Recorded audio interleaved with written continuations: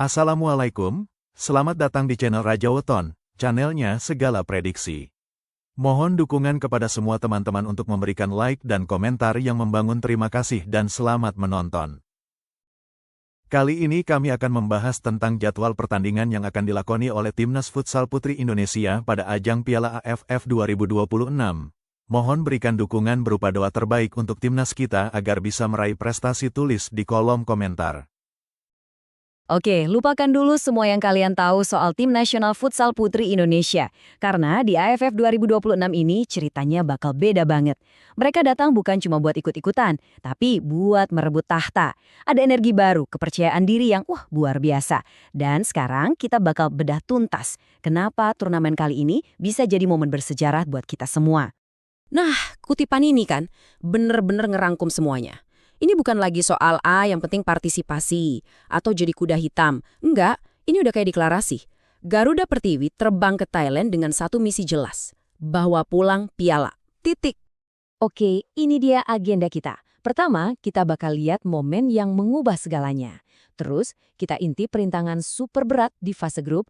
Kita juga bakal lihat peta menuju final, kenalan sama Srikandi-Srikandi di lapangan, dan yang paling penting, kita bakal ngerti kenapa turnamen ini bisa jadi titik balik futsal putri Indonesia.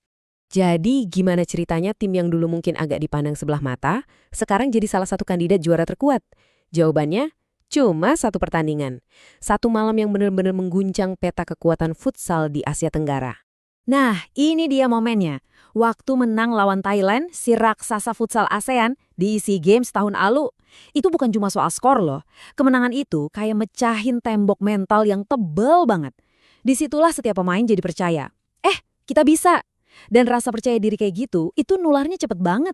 Dan tim yang bikin keajaiban itu julukannya gagah banget. Garuda Pertiwi. Ini bukan cuma nama ya. Ini tuh cerminan semangat juang, kekuatan, dan kebanggaan bangsa yang mereka bawa di dada setiap kali main. Tapi ya modal percaya diri aja kan gak cukup buat juara. Sekarang kita lihat ujian yang sesungguhnya. Ujian yang menanti mereka di fase grup yang bisa dibilang grup neraka. Coba lihat jadwalnya deh. Gila kan? 2 pertandingan, 2 hari berturut-turut. Bayangin aja intensitasnya. Nggak ada waktu buat istirahat. Apalagi buat bikin kesalahan. Di sini mental dan fisik benar-benar diuji sampai titik penghabisan. Ini dia detailnya, catat ya. Terminal 21 Korat bakal jadi saksi. Dan perhatiin jamnya, 6:30 malam waktu Indonesia Barat. Nah, di jam-jam krusial inilah jutaan doa dari seluruh Indonesia bakal ngawal perjuangan mereka. Pertandingan pembuka lawan Thailand ini bukan cuma soal 3 poin. Ini duel psikologis.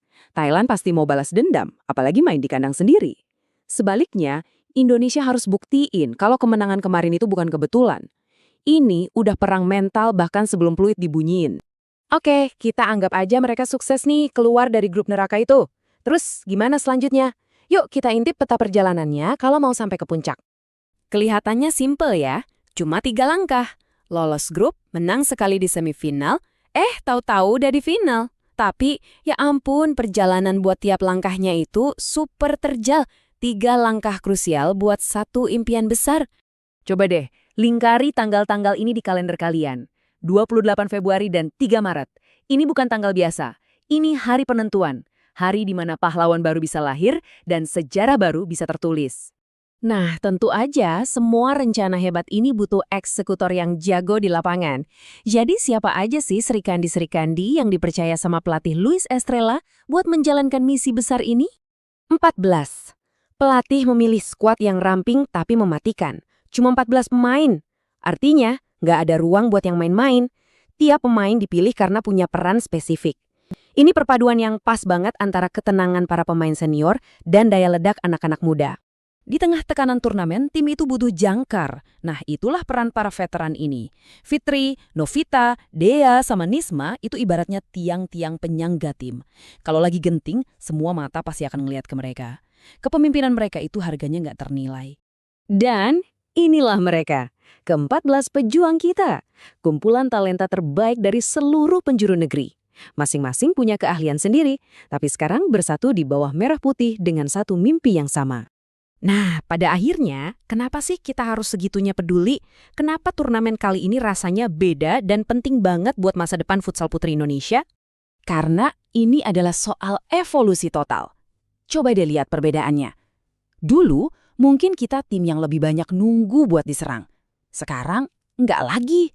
Mereka tim yang berani menekan. Disiplinnya kayak benteng dan kalau dapat peluang, efektif banget. Ini identitas baru. Identitas seorang penantang juara.